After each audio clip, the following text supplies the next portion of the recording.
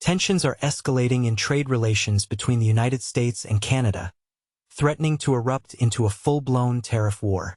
President Trump's decision to postpone the imposition of 25% tariffs on Canadian goods until April 2nd has triggered a chain reaction across the country.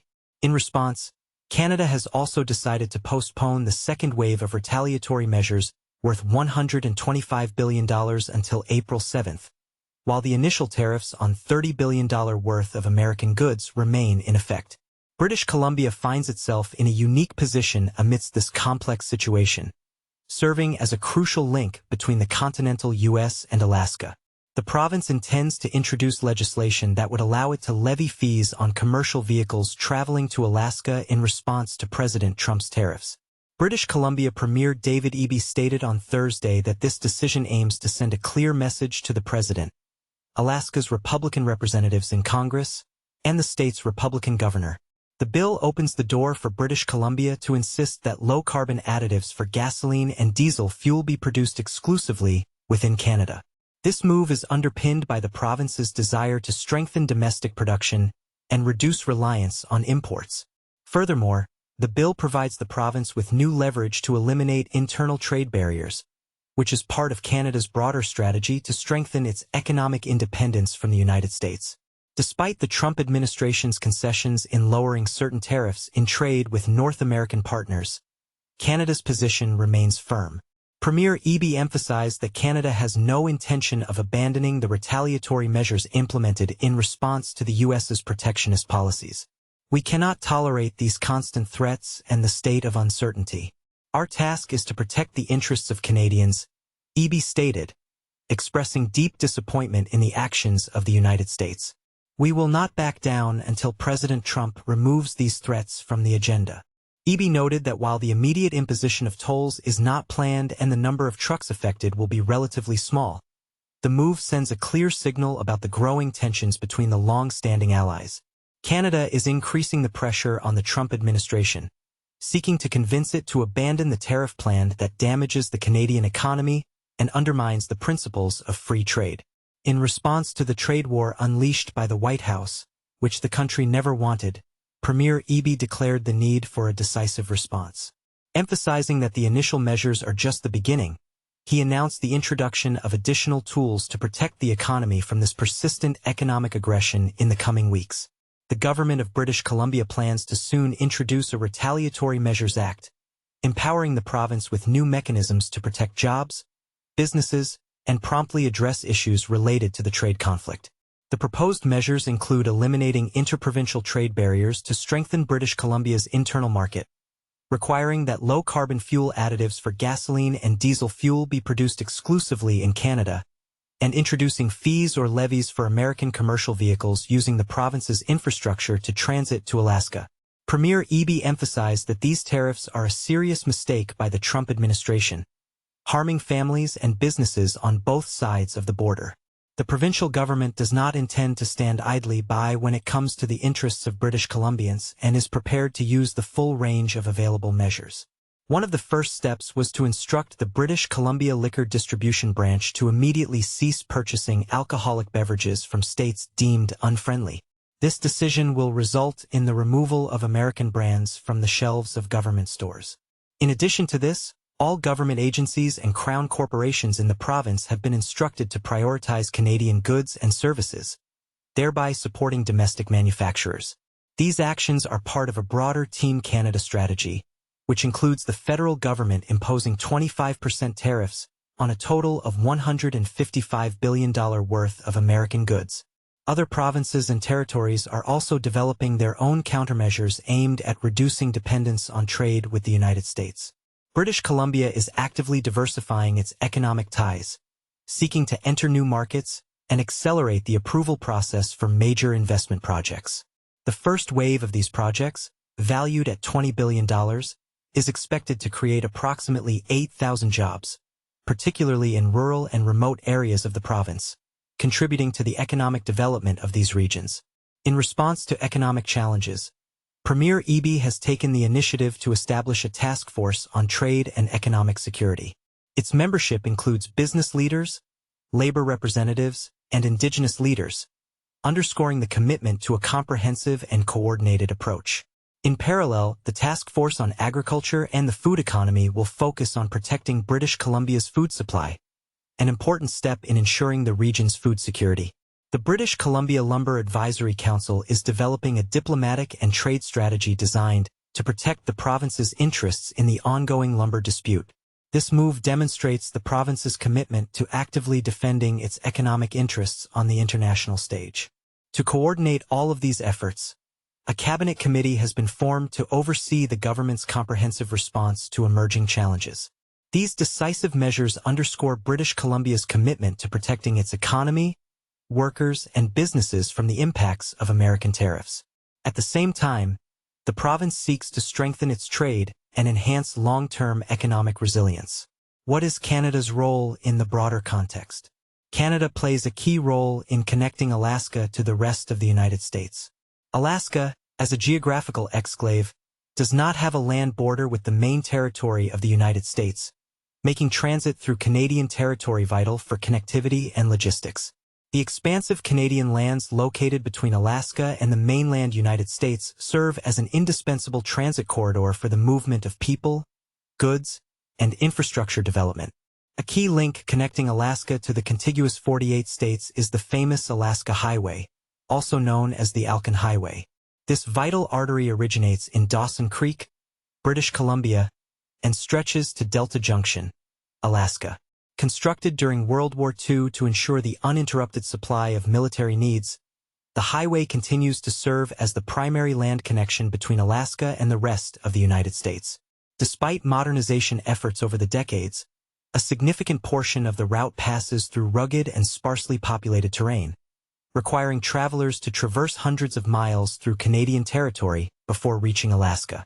In addition to road transport, air travel also relies heavily on Canada's strategic geographic location. It is no secret that the busy air service between Alaska and other American states relies heavily on Canadian airspace. Many airliners operating between Alaska and U.S. cities use Canadian airports for intermediate stops. The clear and coordinated work of Canadian air traffic controllers is crucial to ensuring the safety and efficiency of these transit flights. Close cooperation between the aviation authorities of the two countries allows for the smooth flow of air traffic. Economic ties also highlight Canada's important role in Alaska's transportation infrastructure.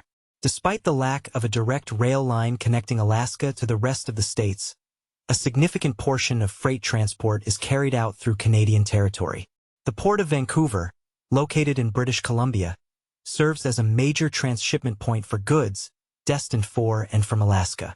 A wide range of vital goods, including food, fuel, and building materials, arrive in Alaska via Canadian ports and railways. These supplies support Alaska's vitality and economic activity.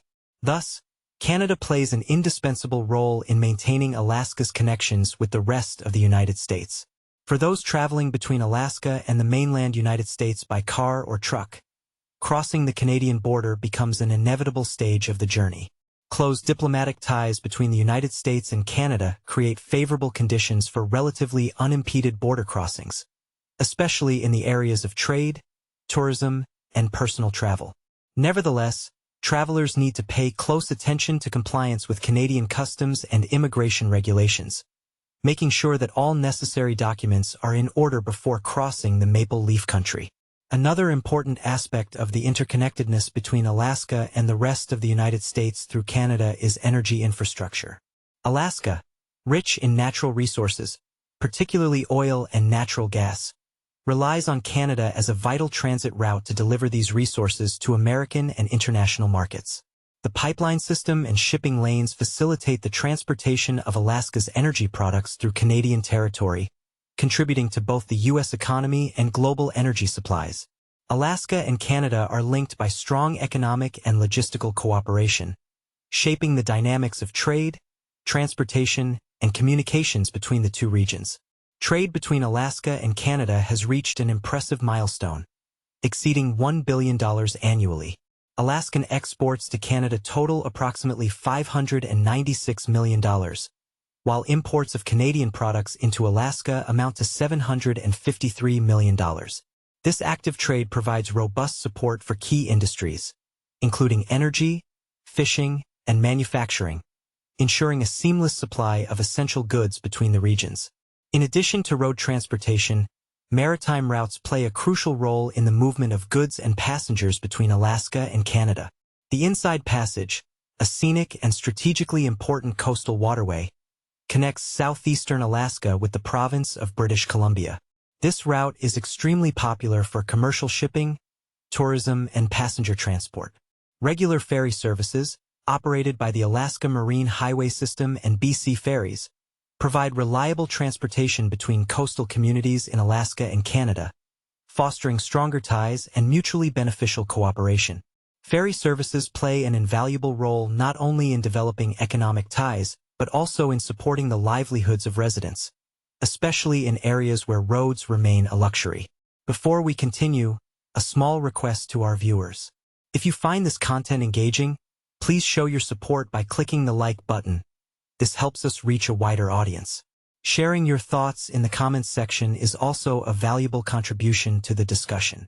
Premier Tim Houston strongly criticized the introduced tariffs, calling the Trump administration's policy short-sighted and reckless. In response, the government of Nova Scotia is developing a comprehensive set of measures to mitigate the negative consequences. These include prohibiting American companies from participating in tenders for provincial government contracts, reviewing existing agreements, and doubling the toll fee for commercial vehicles from the United States using the Cobequid Pass. Additionally, it is planned to remove alcohol products manufactured in America from the Nova Scotia Liquor Corporation's retail network. A contingency fund will be established in the 2025 to 2026 budget to finance measures to overcome the impact of the tariffs.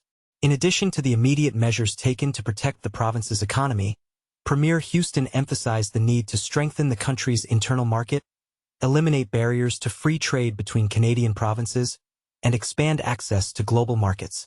He addressed the people of Nova Scotia, assuring them that the provincial government would consistently defend their economic interests, and urged citizens to prioritize Canadian manufacturers and service providers. Alberta Premier Danielle Smith, in turn, characterized the introduced tariffs as unjustified economic aggression, warning of serious negative consequences for both sides, such as rising consumer prices and job losses. Supporting the retaliatory measures initiated by the federal government, she announced Alberta's intention to develop and present its own package of countermeasures within 24 hours. Calling for a nationwide consolidation of efforts, Smith urged all provinces to eliminate internal trade restrictions and prioritize the implementation of key infrastructure projects, such as the construction of pipelines and the export of liquefied natural gas. She also emphasized the importance of strengthening Canada's position on the international stage by expanding trade relations and increasing investment in national defense in the face of increasing geopolitical instability. In response to the United States' imposition of trade tariffs, Manitoba Premier Wab Kinew immediately announced the removal of all American alcohol products from local stores, underscoring the province's determination to take retaliatory action. Newfoundland and Labrador Premier Andrew Furey, in turn, strongly condemned the American tariffs, calling them illegal and unfair.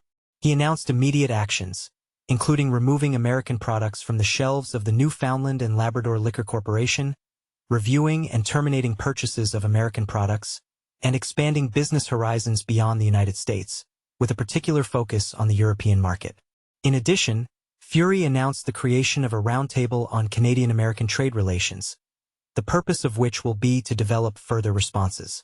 In his address to the nation, Furey called on Canadians to unite, emphasizing that it is the Canadian identity, values, and sovereignty that will be the compass that guides the country through this difficult economic period.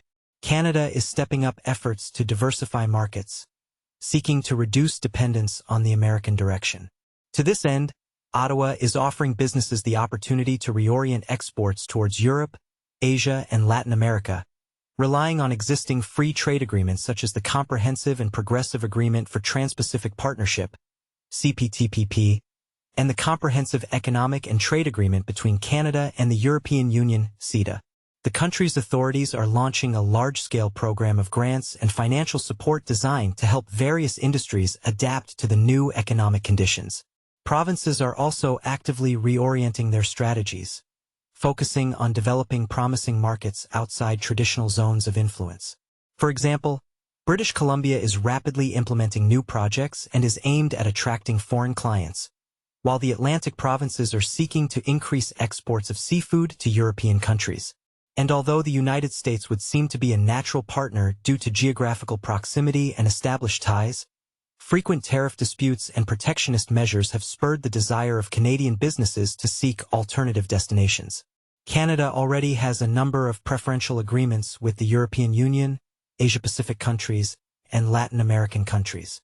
Government officials are urging entrepreneurs to make more active use of these agreements to compensate for losses associated with reduced sales in the United States.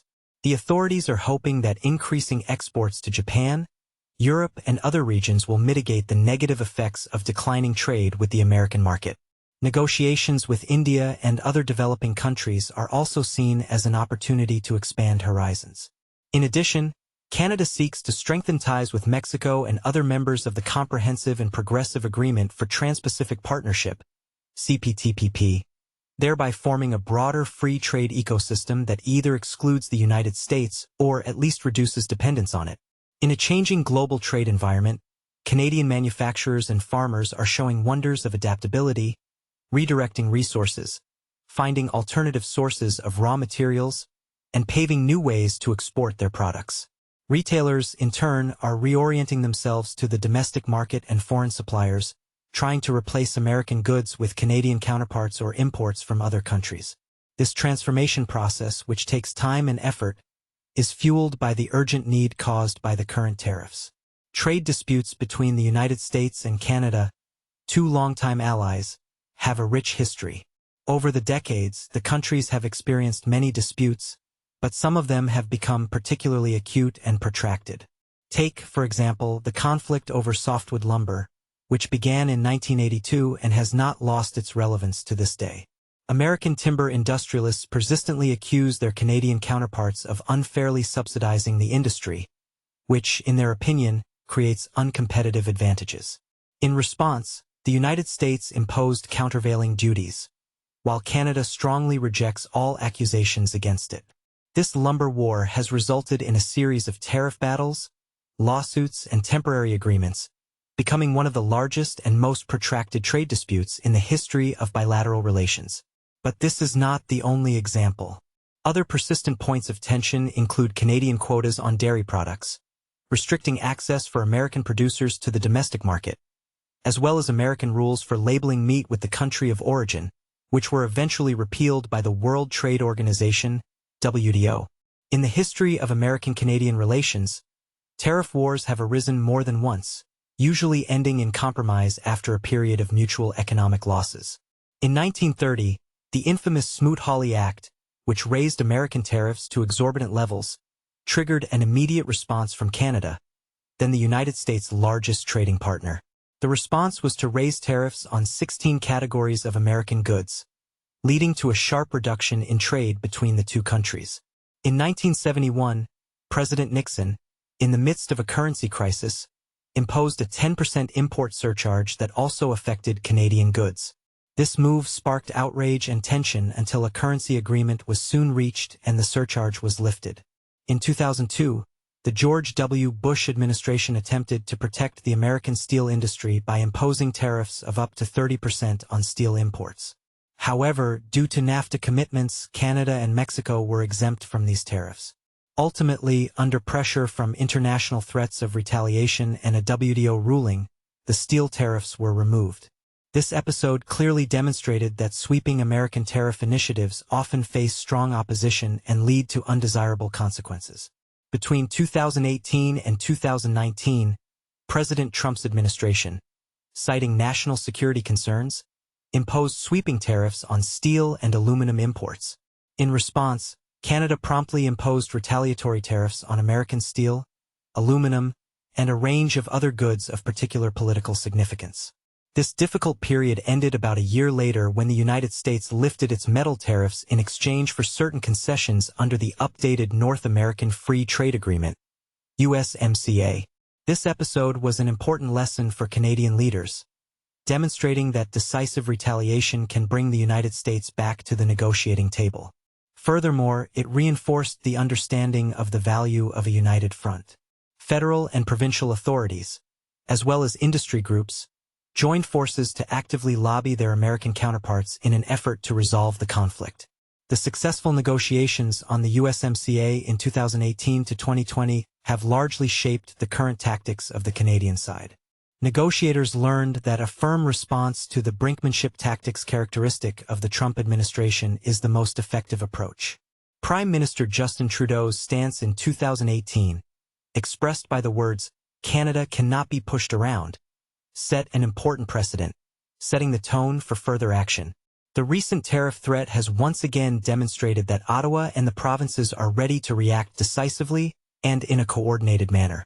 The protectionist measures introduced by President Trump's administration have been the subject of heated debate in the context of international trade law. In particular, the Government of Canada has expressed serious concerns, stating that the tariffs are inconsistent with both the letter and the spirit of the USMCA agreement, which was intended to eliminate tariffs on a significant portion of goods traded in the North American region.